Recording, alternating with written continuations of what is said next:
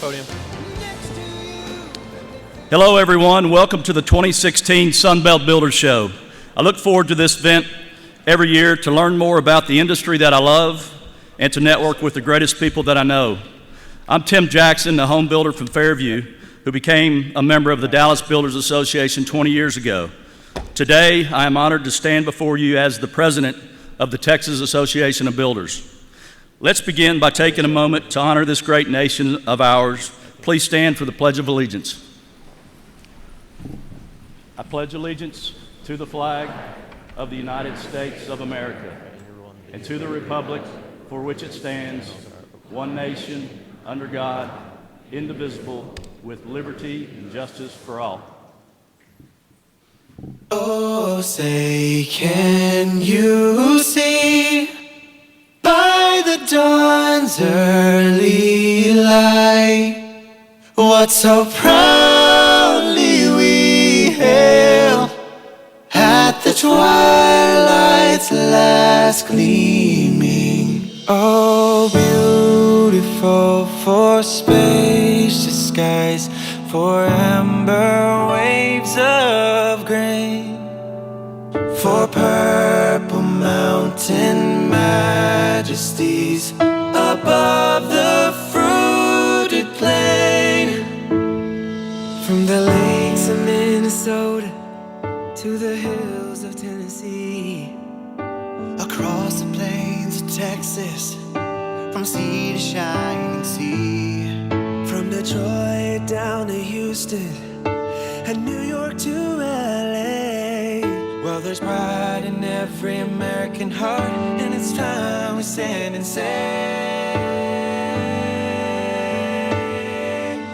God bless America, land that I love.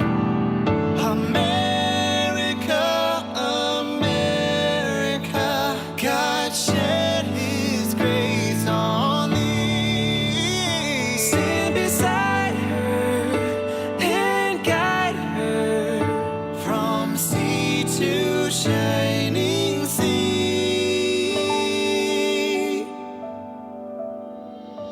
I'm proud to be an American, or at least I know I'm free. And I won't forget the men who died, who gave that right to me. And I gladly stand up next to you and defend her still today.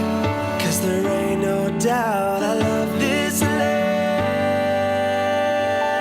And the rockets red glare, the bombs bursting in air, gave proof through the night that our flag was still there. Oh, say does that star-spangled banner yet wave o'er the land of the free and the home of the brave.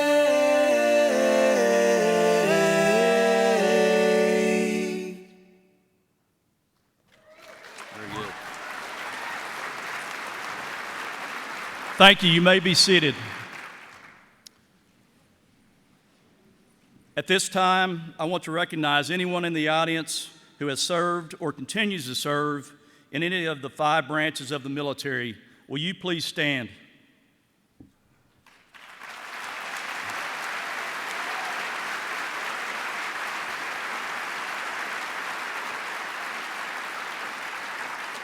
We thank you for your service. Before we introduce our speakers, I'd like to ask Scott Norman, the Executive Director of the Texas Association of Builders and the 2016 Sunbelt Builders Show co-chairs, Tiffany Akery and Robert Wood, to join me on stage.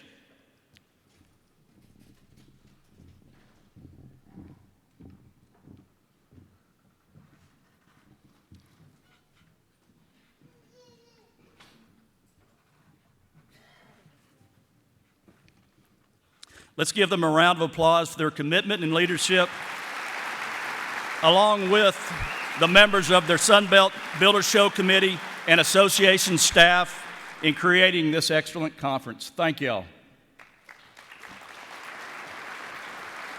Stay there. We'd all like to take some time to introduce, recognize, and thank some individuals from our generous opening session and presenting sponsor companies. The Sunbelt Builder Show would not be possible without the support of these people and their businesses. Will each sponsoring company representative please join me on stage when I call your name? Great American Insurance Group is and has been Sunbelt's opening session sponsor for 7 years in a row. They are committed to helping individuals and businesses secure a healthy financial future. They provide innovative insurance solutions and specialize in serving niche marketplaces. This expertise has given them the foundation for success that spans generations.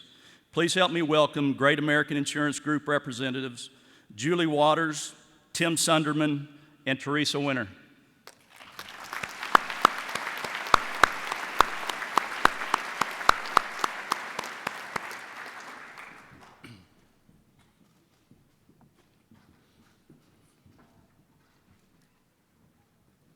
Thank you for your commitment to bringing excellent opening session speakers to Sunbelt Builder Show and your service to the home building industry. Structure Home Warranty has also been a Sunbelt presenting sponsor for 7 consecutive years. They provide builders, remodelers, and others in the construction industry with third-party insurance-backed warranty products that not only protect their bottom line, but help add to it. Representing Structure Home Warranty are Tiffany Acree, Scott Wisnett, and Deanne Brown. Please join us on stage.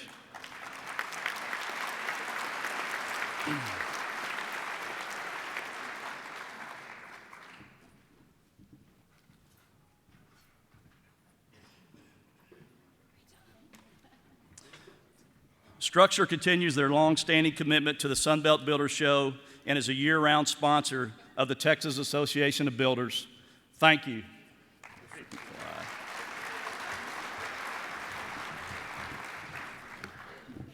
Thank you all. Yep. Builders Insurance Group, administered by the Builder Agent Network, is a presenting sponsor for the 5th year. Builders Insurance Group was built by builders for builders. They are dedicated to ensuring the businesses that build the dream of home ownership. Their services and products are administered through the Builder Agent Network. Please help me welcome Patrick Mitchell, Tom Moppin, Greg Crossy, Mike Hotchkiss, and Jessica Gehring.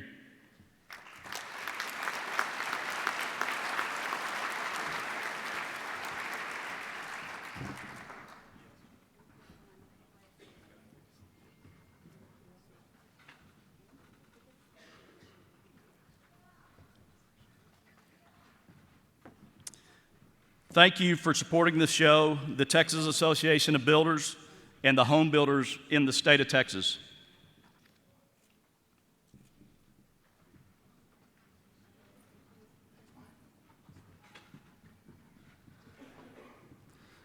Morrison Supply Company is a presenting sponsor of the Sunbelt Builder Show for the 4th year in a row. Their destination showrooms carry the latest in plumbing, appliances, hardware, and lighting. Morrison Supply Company invites you to step inside their showrooms and experience the Morrison difference. Please help me welcome the builder sales team from Morrison Supply Company, John Day, Jamie Adams, Tim Stum, Kevin Adams, and Chris Sly.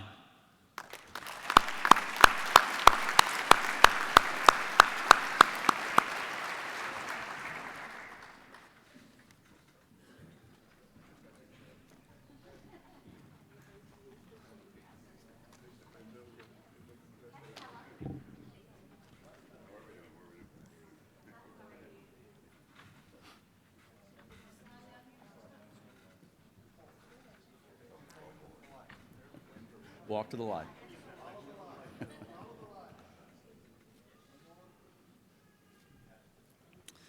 Thank you, Morrison Supply Company, for your continuing support of the Sunbelt Builder Show, the Texas Association of Builders, and the local associations across the state. You are all very much appreciated. Let's give them one more round of applause.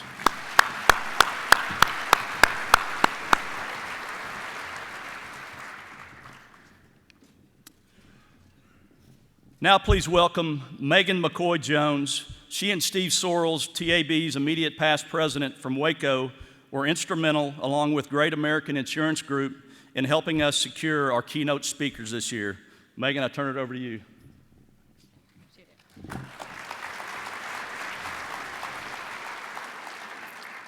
Well, this is a real thrill for us and by the audience. I hope it's about to be a thrill for you too. Let me tell you a little bit about our opening session speakers. Chip and Joanna Gaines have been flipping, remodeling, and fixing up homes together for the past 12 years as owners of Magnolia Homes in Waco, Texas. They are both proud graduates of Baylor University. I know there's some of y'all out there. They both, they met each other just after graduating, and shortly after got married and bought their first property, remodeled it, flipped it, sold it, and they have now done that over 100 times together. Also during that time, Joanna opened a home accessory store called Magnolia. And now, after 12 years of doing that together, 100 properties, they are expanding their business and brand to include a real estate company, a construction company, a design firm, and now even a residential subdivision, Magnolia Villas. And they have this little show on TV, have you heard of it, called Fixer Upper, which so many of us know and love. Now, when Steve and I sat down with Chip, I guess that was maybe a year and a half ago, Steve, and asked if they would be interested in doing this event, I will tell you one of the things that impressed me both, especially right off the bat, is as Chip walked in the room and sat down, instantly recognized Steve. He said, "Gosh, I just am so honored to be next to this builder in Waco who has such a great reputation." It was indicative to me of how they have committed to live their life in a way that's very honoring to other people. And we have experienced that both as we interact with them and their team as customers of McCoy's, but also with their whole staff preparing for today's event. They are enthusiastic, they are gracious, and we know that starts at the top. And what a way to be so honoring for the great things that they're getting an opportunity to do. Chip and Joanna are very proud parents of 4 children, proud Baylor Bears. They're proud to be on our industry, and they are proud of and committed to impacting the world for good. They do it in a lot of different ways, and that is something I think we as an industry are also very proud of them for. And so, if you would, help me welcome them to the stage from Waco, Texas, and the Heart of Texas Builders Association, Chip and Joanna Gaines.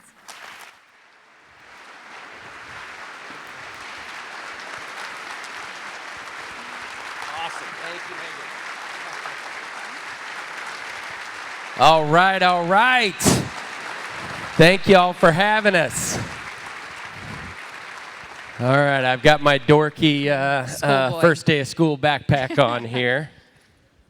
We've got some fun goodies in there for some of you guys. Megan, thank you so much. I was going to talk about what a fox Megan is. She's a very modest young lady like my wife, and so she always blushes a certain color of pink whenever I mess with her about how cute she is. But anyway, we're glad to be here. Thank y'all for coming. All right, step up a couple of feet into the even hotter spotlight. Ooh, all right. Scary. Hope this goes well, guys. Wish us luck. This could go one of two ways. I can remember all the things that I was going to say, and this could be like a B-, or I could forget everything that I was going to say, and this could be an A++, or it could be an F. So we've got this is the day in the life of Chip and Joanna Gaines. They literally, the very first time we ever met the film folks, they put these big giant. There might be a camera or two here in the audience, but these things are like the size of a Volkswagen. You get into this business, and you think that these guys have probably invented technology that would allow you to videotape these experiences on like a flip phone or something, but it's really to the contrary. These things are huge, and they literally look like a Volkswagen on the side of these guys' shoulders. And I've always been the type to where I could come into an auditorium like this. Used to, it was like high school or college. I would go to my first class in college, and there would be what felt to be hundreds of people in a class, and I would stand up and make some smart aleck. Good job. Wow. Was this part of your speech? Wow. This is sort of very unprepared. So I almost cursed right here on the stage at the Gaylord Texan, Grapevine, Texas. How are y'all? All right. Very, very smart aleck conversations would come out of my mouth. And then, of course, whatever, I would meet some friends through the exchange. But it was just always sort of natural. I would come out, I would do my thing, and even pre-fame, I really didn't have a whole lot of insecurities about doing this. The point I'm trying to make is that when you put one of those big Volkswagens on somebody's shoulder and you get the little red beeping light, like I can see a couple of the audience, something about me. I mean, I had this fear, and I felt like I had to protect my, my private areas, and I didn't know how to stand. And there's a really funny skit with Will Ferrell, and he says, "I don't know what to do with my hands. I don't know what to do with my hands." And I felt like this for the first few days, but somehow through that whole experience, it finally got a little bit more natural, and we had a few opportunities to get some of those A+ moments as opposed to those F experiences. But Joe has got a very thorough and very elaborate speech prepared. But I want this to be sort of democratic. We started with the Pledge of Allegiance, and then of course the Star-Spangled Banner played a little bit in the background. So I want to be fair here. We've got two options. We can either talk about how to build a brand, and Joanna has an excellent speech prepared. I don't have a speech for that in that regard. And if you happening? If you came here to hear how to build a brand, I want you to raise your hand, and you can be fair. You can be fair. Only 8 people. All right, this is what I was afraid of. Okay, the other alternative is we can give a speech about how we met, how we got this television show, and maybe some of the things that are going on in our lives currently. Who's interested in that? How about both? We can do both in the time frame. Sorry. You need to let me stay on track. I'm going to let Joe take over here, but I just wanted to get us warmed up. You did good. How'd I do? You did good. They want us to do the not your plan speech one. We can do both. Okay, all right. We'll get after it. I'm flexible. First of all, we're excited about being here. I mean, this is really what we do. All of you in this group, we all kind of have really the same story. I think even last night when Chip was playing in the Washer tournament, we met a lot of husband and wife, just partners. And so, we just love being in this industry, just helping communities one project at a time. So we left and we literally were like, those are our people. We've gotten into the rat race a little bit, if you will, to where we do a few of these a quarter, and sometimes they fit and sometimes they don't. But last night we really just wanted to express a very sincere, thankful heart and a place of gratitude for each and every one of you, because you really are our kind of people.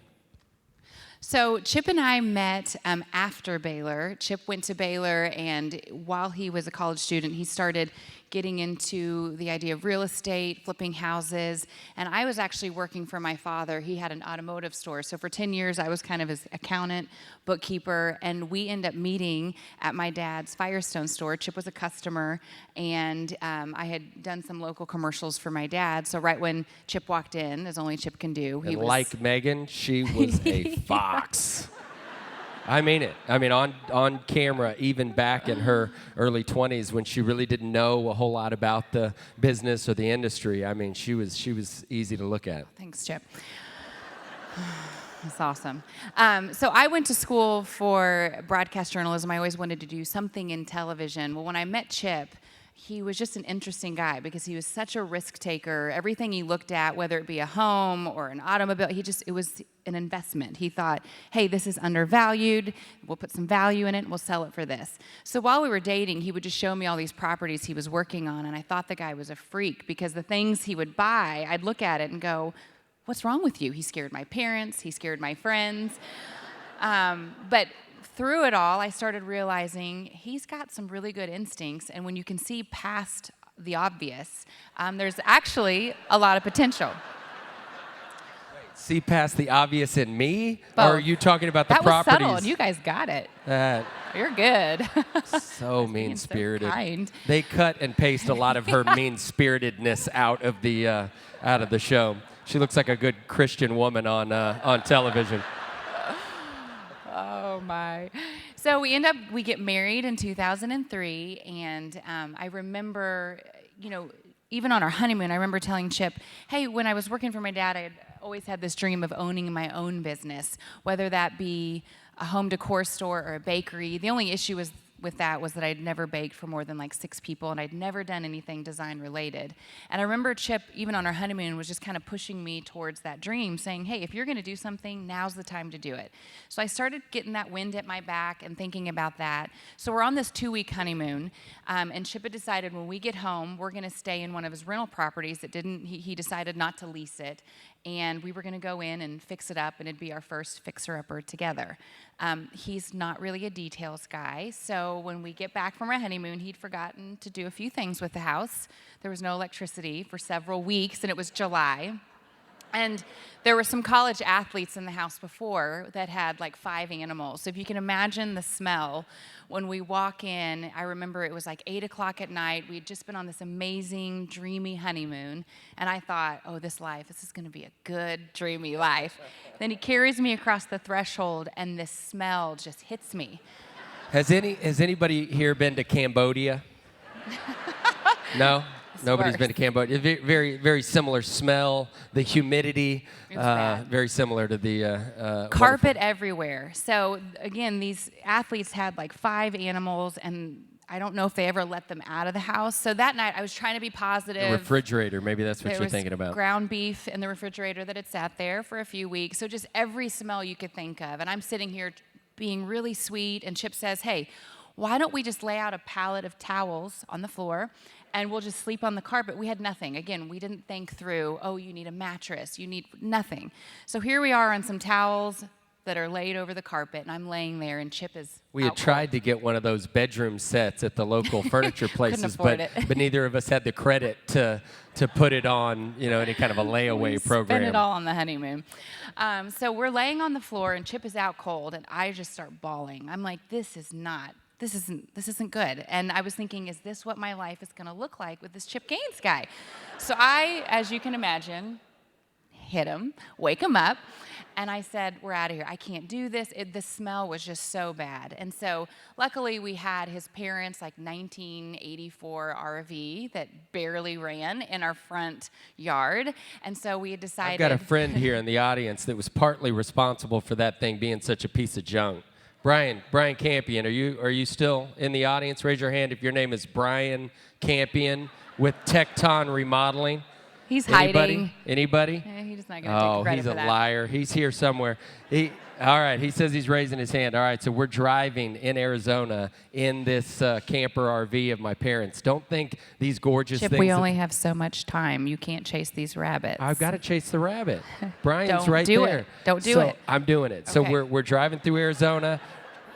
Don't think the RVs that you think of nowadays to where these things are like $200,000 awesome machines with these slide outs and this and that. No, this thing was like, think more Chevy Chase when the cousin would always come over to spend the weekend. So here we are with a friend of mine, Brian Campion, who is in the audience, even though he's not raising his hand, you big baby. But anyway, he has a depth perception problem. Chip. And so we are driving underneath a canopy to fill this thing up with gas, and he drives underneath it, and it literally tears the air conditioning unit and multiple other crucial parts of the structure of this automobile off. And as we're peeling out in a very similar fashion to Chevy Chase, literally these bits and pieces of our automobile are bouncing around the deal. But Your anyway, depth perception was off a little bit too, because that night Chip decides to take the RV to one of these plug-in park areas that happened to be right next to a graveyard. So I'm terrified of sleeping next to graveyards. So now I'm sitting here going, what would have been worse? So here we are driving in this. she has learned this part of it. It's like I can either put up with the terrible situation that currently exists, or I can risk that we're going to go into an even worse scenario Yes. by, so she's learned to just kind of put up with the Deal with it. here and now. So Chip drives us through this thing, and he doesn't realize that there's this big hill, which means don't cross here. He was going the wrong way. So he ends up going over this hill, and we realize all 4 of our tires were now off the ground. So now we're sitting, teetering on this hill, and it's pouring rain. We didn't mention that part, pouring rain. The graveyard is right here. And Chip gets out to try to plug in, and I mean, he's this close. So we don't plug in. We're now stuck where we're teetering, and if we move to the end, it bottoms out. So we were completely stuck. You want to share your side of that story? No. Okay. The next day, we end up having a friend of ours wheel us out. But that was the start of our first week of marriage together. And we decide, hey, we can do this. We start fixing up the house. At the same time, Chip kept encouraging me to go find a little building. Let's see if we can get it financed. And so I had been shopping around, and I found this small little building on Bosque. And we ended up deciding that's the one we're going to do. And at the time, I still had no idea what I was going to do with it. So we're fixing up this house. And we still joke that, till this day, it's one of our biggest arguments ever in that house. Our biggest argument was in that house. And for me, I had no idea, again, what I was doing from a design standpoint. So I was just really guessing. Every color, every theme I could think of, I was implementing in this house. We happened to be in the kitchen, and Chip was kind of smarting off to me. If you can only imagine how that would go. And I remember having this 5-gallon bucket of primer, and he just kept going. And so for me to make him stop, I thought I'd just pick up the primer, slam it down, and he'd shut up. So I pick up the primer, slam it down. Well, all the primer decides to, I must have slammed it down really hard. It hits me in the face, the hair, the eyes, and it's running all down my face. Really, it was like this is some of the things that we learned early in our marriage were just how different we had been brought up. I mean, superficially, if you wrote it all down on a piece of paper, I mean, we were just almost identical. I mean, our parents were very similar, similar upbringings, even financially speaking, I would almost say, just very, very similar circumstances. But in my family, we were all risk takers, kind of daredevils by nature. My mom was the type to where we would get out in the front yard and somebody'd skin a knee and she'd make a comment like, rub some dirt on it, or we'd get in a pickle building a fort or a fence if I was working with Dad at the time, and she'd say, boys, if we can get a man to the moon, we can figure out these problems. Her parents, they sit in little vacuum bubble taped environments. My parents would try to figure out, they would play a game, literally. Dad and Mom were driving down the road, back to the Chevy Chase thought in your mind, and my dad would see how far he could get the gas tank to empty before pulling in and getting it filled up with gas. Her dad, being an automotive guy, turns out, who knows this unless you're an expert in automotive, but if you drive an automobile below a quarter of a tank, it's really bad for the fuel injector. And What does this have to do with primer? I was just telling him about how different our upbringings were. Keeping you on track. So where I came from, when you get in a fight with your significant other, in our case it was my sibling or my mom and dad, whatever the deal is, and you drop a bucket of primer in a very aggressive, angry, sinful way, in my opinion. And the primer comes out of the 5-gallon bucket and splashes you in the face. Like if you've seen these baseball players, they'll be doing an interview and somebody will give them the whipped cream pie in the face. I mean, very similar to that. I mean, this is literally falling off of her eyelashes and her mascara. In our deal, it's like, look, the Lord is clearly trying to tell you something. And maybe we should take a little time out, process this information, maybe wait on the Lord for a second. I mean, I don't want to get overly spiritual here, but let's see what God's got for us in here. Joe, on the other hand, when something like that happens in their family, they go from this very peaceful, tranquil, beautiful environment, like it's sort of almost like you can imagine a yoga state of Zen, to like ninja warfare.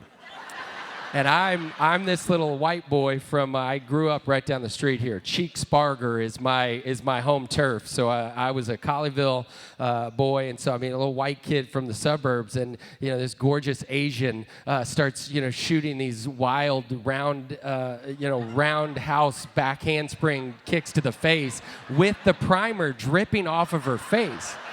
And I'm not kidding. I'm literally kind of like, I cannot believe that she got, madder and madder, like at me, like I somehow had something to do with it. But as I swear to you guys, this is a true story. It was sort of like this slow motion, kind of like in the movie The Matrix, to where, the bullets are shooting and he's able to do all these awesome moves. Well, I'm kind of doing these back bends, avoiding these roundhouse kicks to the head. And I literally am thinking, I can't hear what she's saying. She's kind of turned into this, whoa, whoa, whoa, whoa. And I'm like, I love this woman. I mean, this is going to work. We're going to be famous,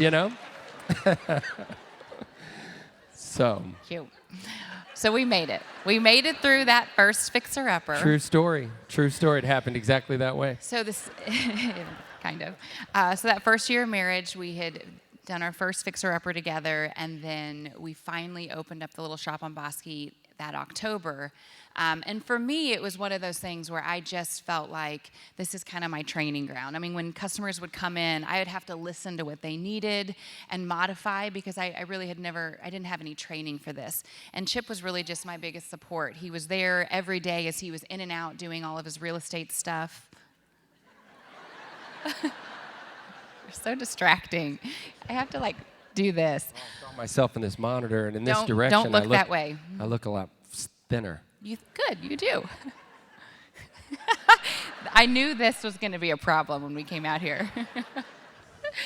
What was I saying? Where were we? Okay. Where were we? So we open up the shop on Bosque. Chip is still doing his flips and his renovations, but I'd say around 2006, so 3-4 years into it, I am now pregnant with my second child, and I just felt like it was time to stay home. My babies were young. So we had decided to shut the shop down, and Chip's company at the time was named Trinity Properties, which was all the Baylor real estate, all the flip houses he had done. And so he was working in and out of the house, and I just remember still wanting to have that creative outlet. So I would have him bring in these plans and these blueprints, and I'd start implementing some unique design elements just to kind of have my little time with design, I guess, while the kids were on my lap, and during nap time, I would start focusing on that. And I'd say in about 2006, 2007, we decided, what if we merge the idea of Magnolia and its design elements with Chip's construction and real estate expertise, and that's where we came up with Magnolia Homes. So we started doing that together, which I think we just both loved getting to work side by side. And what we had to realize early on was I had my strengths with the numbers, with staying on budget, the more boring stuff. And Chip was really good at the vision, the big picture. And we realized that, hey, we want to go in the same direction here. But anytime we started kind of going like this, we realized that kind of would set us back. So early on, we had to really define, this is what I do, this is what Chip does, so that we could work well together. And I feel like that's something we're always having to kind of go back to anytime we just feel like we're a little off track. Sure. And I think, just to interject real quick, one of the things that we always talk about when we refer to Magnolia Homes, which is this company that she's talking about that we sort of founded together, it preceded our kiddos. So it was sort of learning how to work together. It felt a lot like a kid. A lot of y'all with small businesses can relate. The late hours and the complicated circumstances, it never seems to be the same twice, And so Joe and I both learned really early on. We have 4 actual babies, but we always joke that we have 5 babies because we had this business that preceded our firstborn, and we learned how to kind of operate in that universe, what it looks like. And we can all relate to that who are parents. Sometimes you tag team who's going to wake up the next time to feed the baby, or who's on diaper duty, and some of those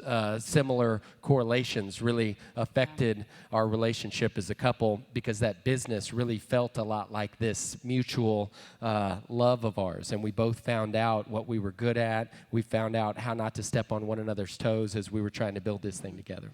And when Chip was kind of describing the ninja kicks that I was back handspringing him with, it kind of reminded me Very athletic young lady.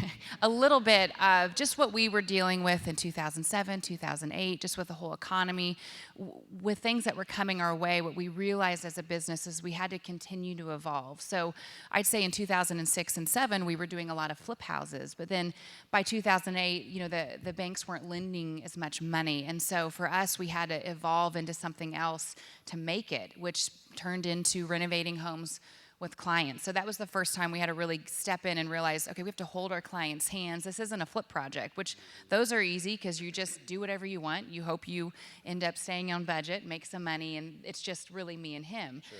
We always joke, the difference between remodeling and flipping houses is flipping houses, you've really got a budget that's your boss. Everybody's always got a boss. Doesn't matter if you're self-employed or not. In the flip universe, the budget and the time constraints are really your boss. So you're answering to this budget, and you're answering to this schedule. In the opposite end of that, you have an actual client who becomes your boss, and you're having to figure out how to juggle. It really does feel like literally you've gone from juggling 1 or 2 balls to now you're juggling a 3rd ball. You're trying to help them understand the budget portion, which sometimes they understand that better than others. You're also trying to help them with the schedule portion. They understand that better sometimes than others, but then you're also dealing with their preferences and their emotional interests, if you will. When we got into this, we used to do just whatever we want, and then we would end up flipping the property, and we were always really amazed, kind of like we feel like to some extent about this show, how it touched people, how they really were interested, how they were really impressed with the service that we had provided. Well, with the client, that's a day-to-day conversation. It's sort of like your kid when you see him, your grandmother sees him after 6 months and he's sprouted out, but you didn't notice it because you saw it incrementally. When you see the dust and the dirt and all the bits and pieces, it's difficult for a client to see the state of that house maybe 2/3 through the project and believe that you're going to get it across the finish line. And we had to really learn and kind of adjust the way we thought through that experience. And once I felt like we finally started getting it, Chip decides to throw another curveball in there, which he loves to do. He found 6 acres of land. I wanted to become a developer. All of a sudden, Chip wants to be a developer. 2009. Think back good to that. timing. And don't think about it from y'all's perspective. I know that I'm not an idiot. I know that there are some very, very wealthy individuals in this room who, when they think of 2009 and they think about lines of credits and bankers, they thought, wow, what an opportunity to go from doing $100 million in construction to just 20 or 30 million. It's a good opportunity. Maybe you got to spend a little more time on the golf course. Maybe you got to spend some time, good quality time with the family at the lake. This was back when Joe and I were barely making ends meet. So I literally looked myself in the mirror and I was like, I'm going to become a developer in 2009, and I'm going to show the entire world exactly, what I'm made of. Right. Which was a bad That turned hurt. out to be a bad idea. So we got our heads around the idea of redoing all the electrical and plumbing in these small 800 square foot houses. But when it came to streets, curbs and gutters and sewage and all this stuff, we were in over our heads. Electrical and plumbing on a whole new level, Total basically. different level. And so for us, the thing about Chip is he's always been pretty scrappy. So even though it got really, really hard, he would just figure out a way to make it work. And so even though it was really hard, we ended up making it through that development. We learned a lot about new construction. We learned a lot about development. We learned maybe we should just stick to renovations for a little bit.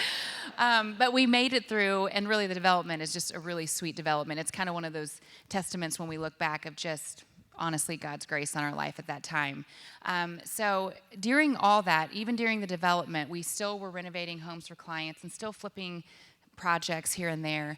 That's when we get the call in 2012 from a producer from a production company that had seen one of our flips on my blog, and she'd reached out, asked if we'd want a show together, and we kind of both thought, Chip honestly thought it was a scam, and he said, don't call her back. She's going to ask for money, and you're going to, I said, I don't think it was So a about scam. the same time, you'd get these emails from these foreign countries, and they would always tell you that you had won a lottery or an inheritance for $50 million. And for some reason, because I'm an idiot, it sounded very similar to that. I was like, wait a second, this is a scam. We're going to get into this with this group, and next thing you know, they're going to tell us that we owe them $25,000 to get to the next phase of this process.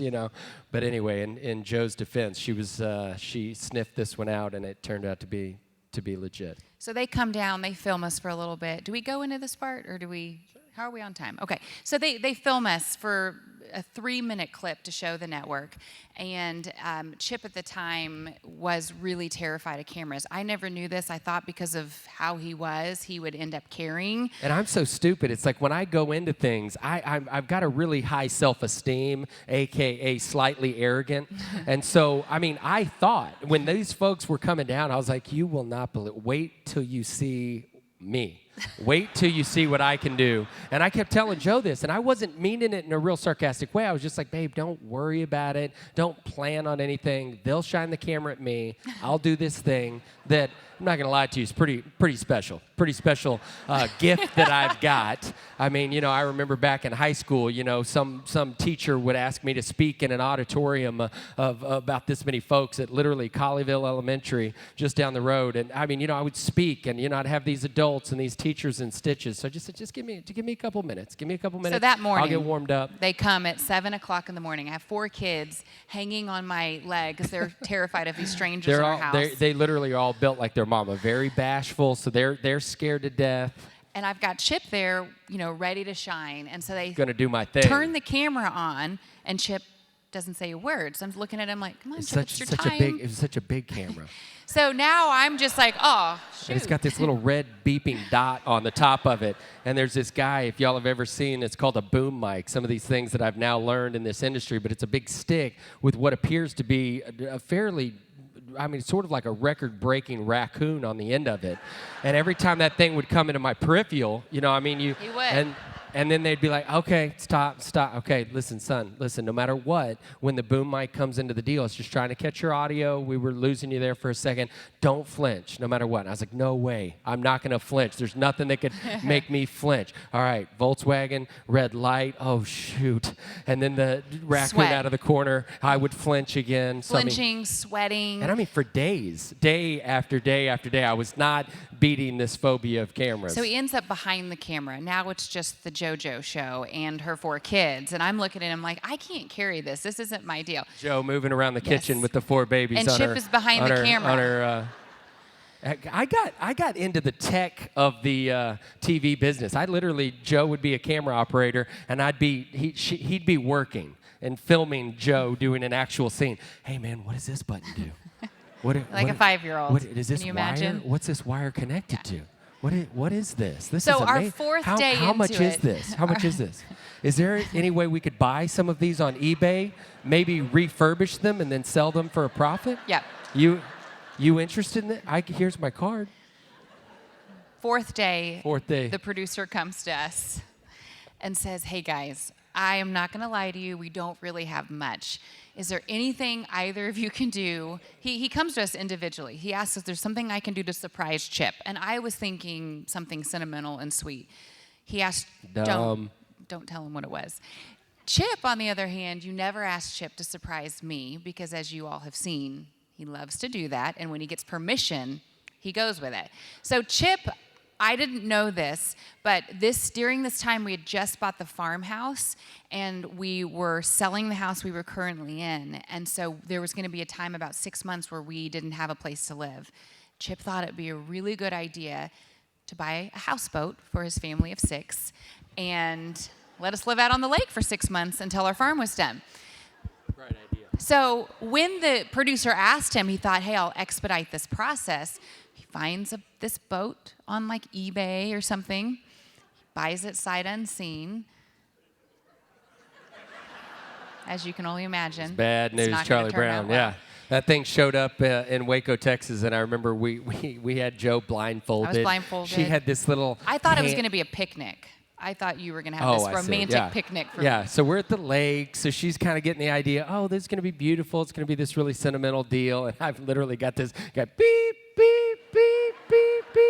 backing up a monster, huge semi-truck, huge boat. We're dropping this thing in the lake to see if it's seaworthy.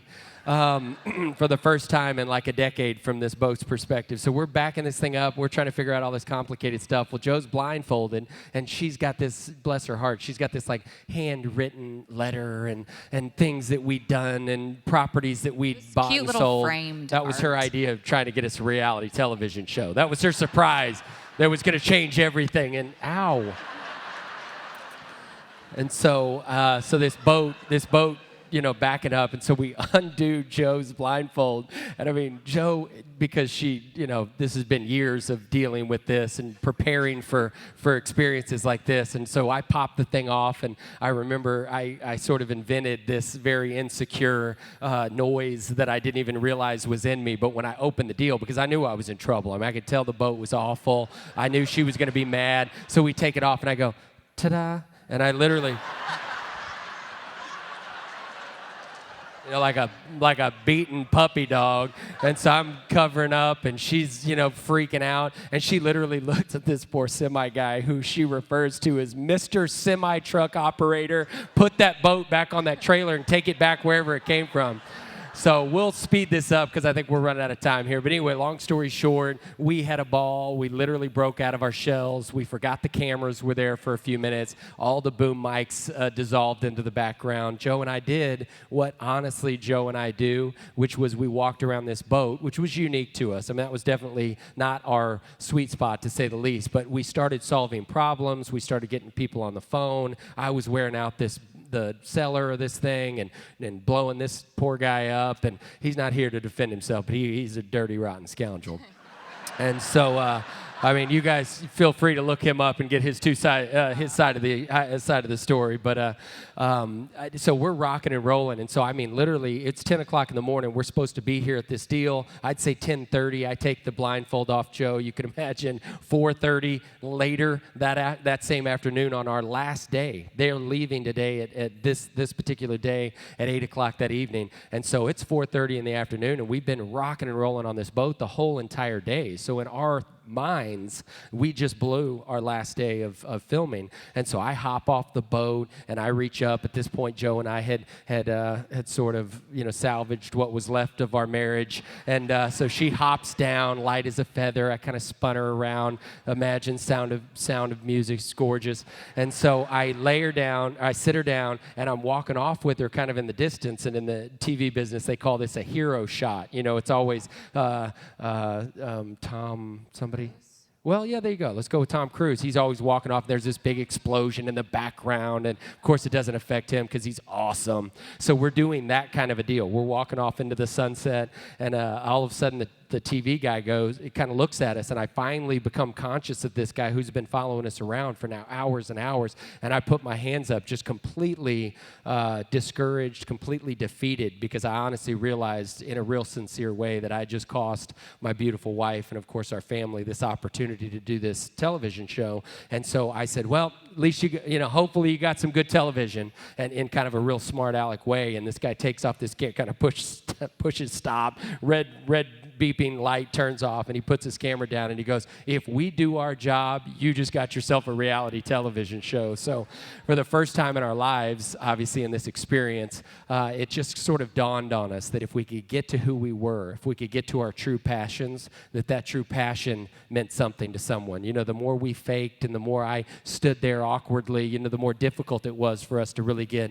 in the rhythm. But when we finally started doing what meant something to us, which is we own a boat now, and how are we going to tackle this this project together? And Joe got out of the I hate you and I hate this boat and I hate this boat operator or semi-truck operator. She got to the place like, hey, we're in a pickle and we've got to work this thing out together. And all those things kind of became a beautiful couple of minutes worth of footage.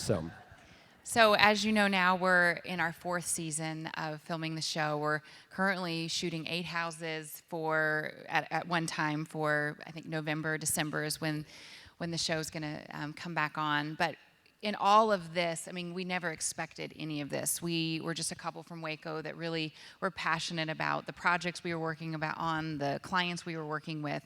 And so for us, we always have to go back to, what is it that really kind of what was our passion, what was our mission behind what we were doing. And we always had this simple slogan, which was making Waco more beautiful, one project at a time. So even though this has grown nationally, that's still really something that's in our hearts for our town, our community. And I think the same for y'all, wherever you are planted, whatever community you're in, just keep it simple. I think when you can start with the basics and do the basics well, that's how you get successful. I think for Chip, I still watch him when we're on a job site and he sees trash, he still picks up the trash. It's just doing the basic things really well that I think really leads to excellence. And I think for us, just this journey has been one of faith, and it's been one of just going the ups and downs. I really feel like it's part of this, but I think in the end, just having that mission and really staying focused, and having a good partner helps too. Oh, ooh.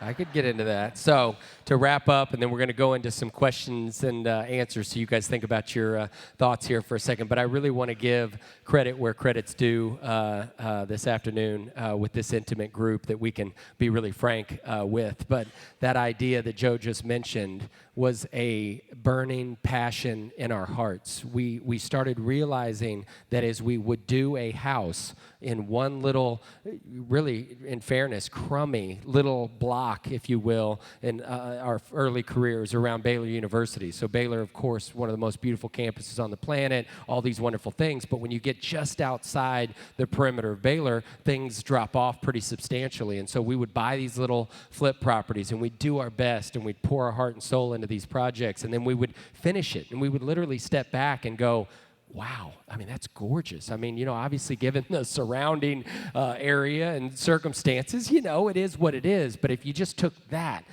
little thing and transplanted it to heaven or utopia or some perfect place, it would be perfect. It would fit in that place. And we got emboldened. We got really empowered by the idea that we made a difference. We made a difference in that one house's future. And then all of a sudden the neighbors perked up and the community perked up. And the one thing I think about that really touches me every time I dream about this is that our vision was to make Waco more beautiful, one house at a time.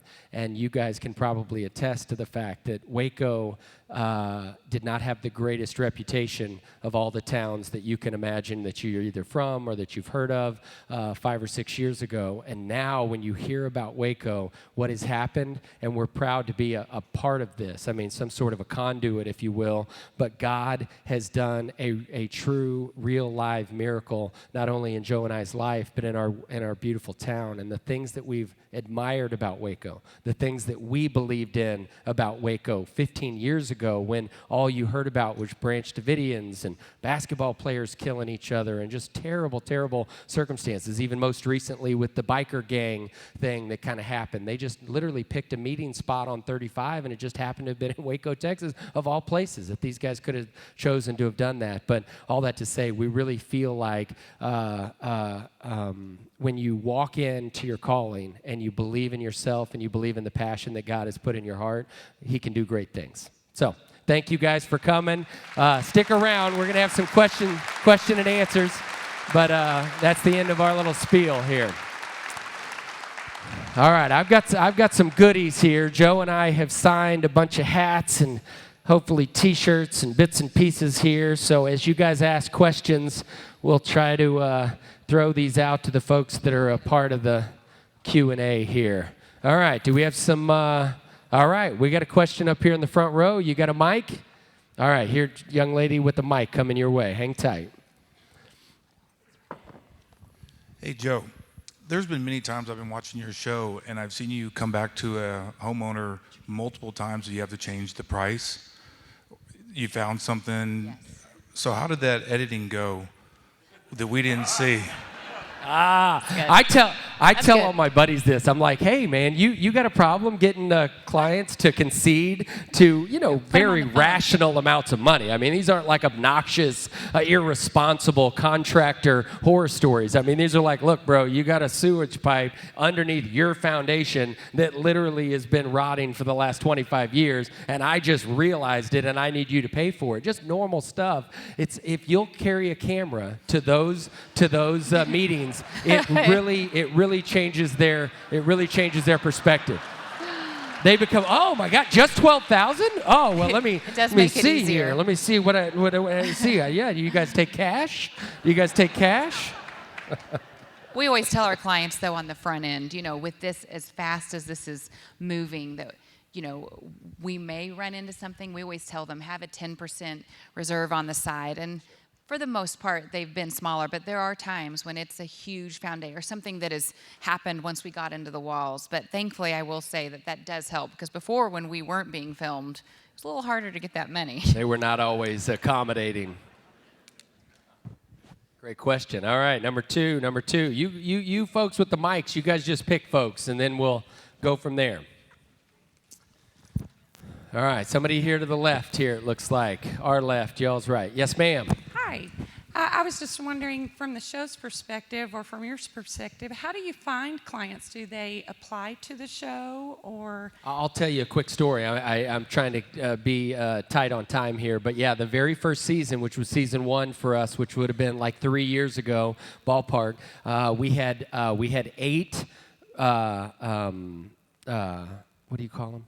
People who signed up. Yeah, but what do you is that call word? it when you? I don't know. What do you call it when you submit the application or something? Applicants. Applicants. Thank you. So we had 8 applicants to fill 13 units, and so by the time the 8th kind of came and went, we were begging, literally borrowing, and stealing friends. We ended up getting to our 13th unit by the grace of God, and I mean barely made it within all the time period. But beg. Nobody got it. Everybody kind of thought that there was a bit like me originally, like there was some sort of a scam going on in this whole thing. Second season, we had probably 31, 32 applicants to fill these 13 orders. This season, well, this is now 4, but 3 and then 4, we had 87 applicants to fill those 13 units. So things have gotten a lot of fun from our perspective. Now we're getting in a really solid place to where we get to pick really fun stories, really diverse circumstances. So to answer your question, they apply just like they would for any client. I mean, they come to the office, they chat with the folks that work for us about what the project might look like, and then it kind of goes through a pretty severe vetting process at that point. But when they finally pop out, I mean, we really try to find real clients that are doing real things. We always joke now, I mean, before it was the making Waco more beautiful one project at a time. Now it's like we do real work for real clients with real budgets, and I think that's sort of something that sets our show apart. The question? Yes, ma'am. We can Hello. hear you. Go for it. Well, I'm just been amazed watching your show. My girls had watched it forever, so finally this past year I started watching it. And the thing that amazes me is when a problem arises, that your mind, Chip, works so fast. And that amazes me. See how fast his mind is working. He's listening to you, throwing t-shirts. I don't like to say this publicly, so I'm just going to talk in this very private setting. I'm a genius. Well,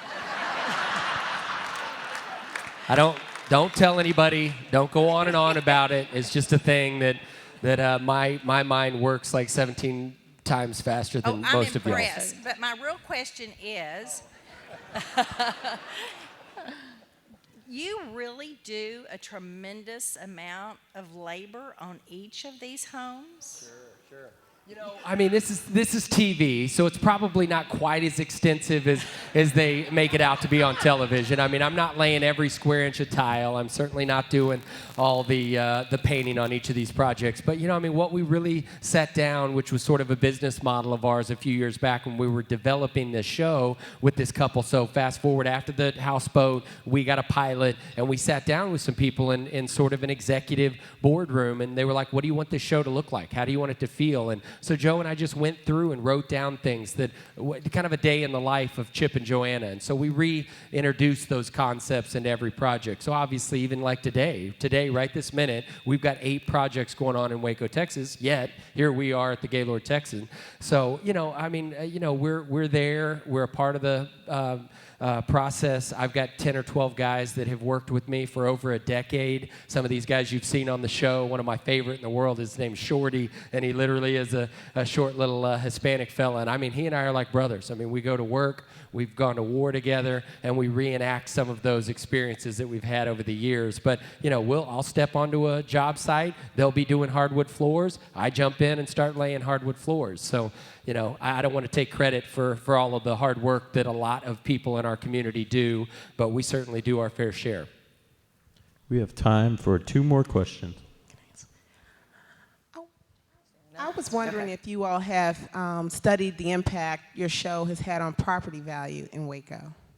Yeah, we've gone through a lot of that. If you don't mind throwing her that hat, we've gone through a lot of that. We actually had a thing in the paper here recently where our local tax appraisers are actually increasing the property taxes pretty drastically. And I don't want to get too political because, again, I really feel very sincerely that there's 2 sides to every story, and it takes all of us in a big dialogue to really come up with the best solutions. But we're sort of opposed generally to some of the rapid increases that the property tax folks have had locally in our circumstances. So, you know, I mean, at some point, I feel like there needs to be some plateau, and people understand how to do these things in slightly larger scales. But in our defense, all we were trying to do was a great thing for our local community. And in their defense, they see beautiful things being featured, and people from California are flooding our beautiful little market. And I mean, obviously, things have gotten a little bit out of kilter for the last couple of years. But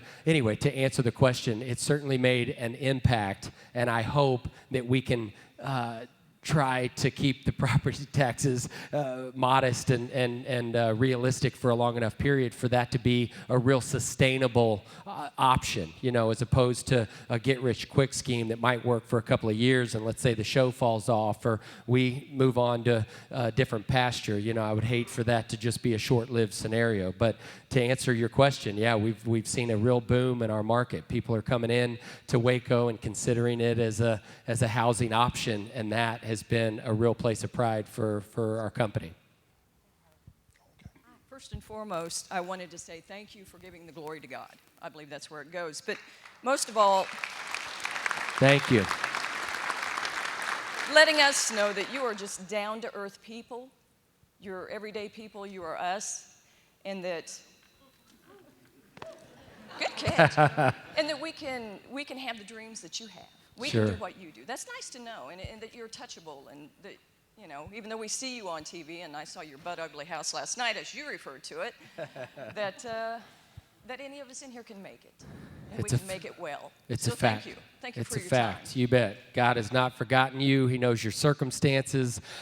He knew us in 2009 and 2010 where we went through some real challenges. I mean, I was sticking my big toe, but sarcastically, it was really like all the way up to my eyeballs in an industry that I really knew nothing about, and even looking back, really had no business in being, which was the development that Joe was talking about, and God walked us through that. He really did, and there were times that we talk about a little bit in our book. It was really cool. We got the opportunity to write a book here a few months back that'll come out at the end of the year, but just reliving some of those experiences brought Joe and I to tears multiple times, because it's interesting when you walk back in your life and you jot down when you feel like God really met you at a particular place, how even a decade later, you know, it feels exactly the same. So I really want to encourage each and every one of you, if you're in a great place, Joe and I certainly feel that to some extent. We feel like we're at a mountaintop kind of moment. Enjoy it. Look around. You deserve it. You know, you've earned it.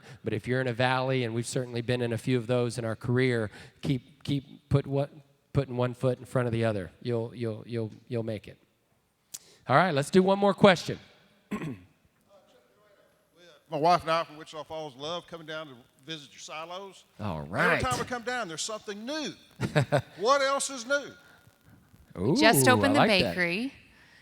So that's fun. We've got a Real lot quick, of... my family is actually from Archer. I answer one question. Hold on, I'm going to do this.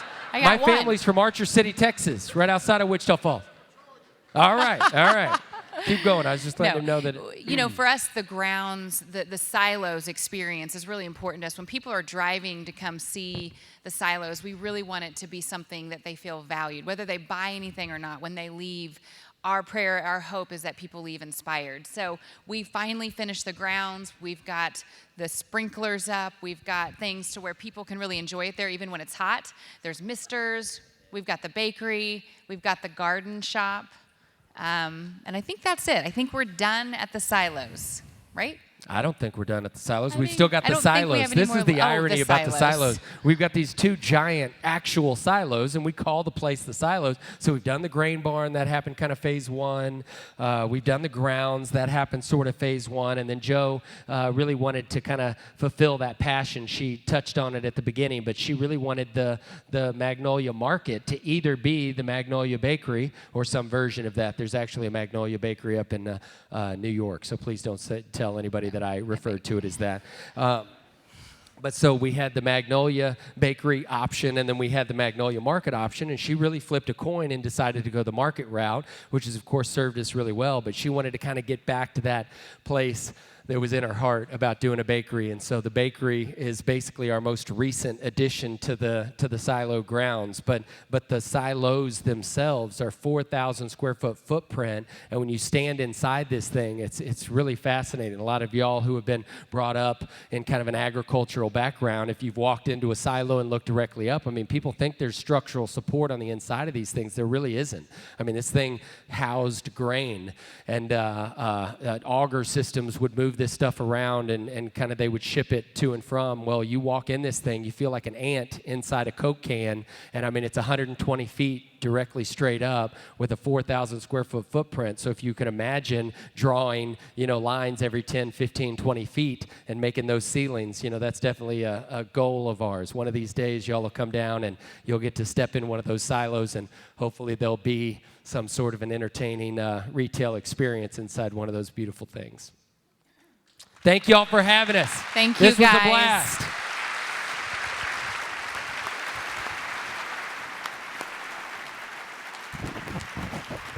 Thank you very much, Chip and Joanna.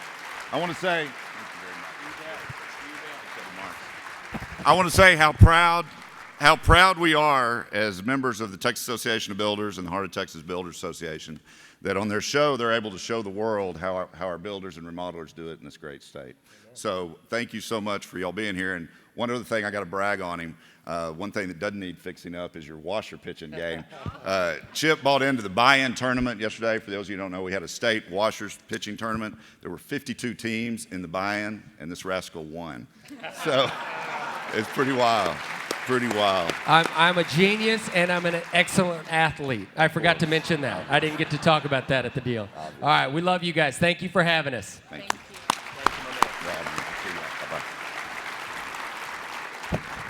That was great. That was great.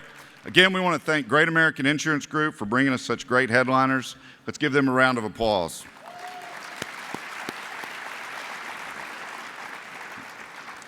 Again, welcome and thank you for joining us for the 16th Annual Sunbelt Builders Show. We're off to a great start. Please join me on the trade show floor for the exhibits and education today from 10:30 to 4:30 and tomorrow from 10:30 to 3:30.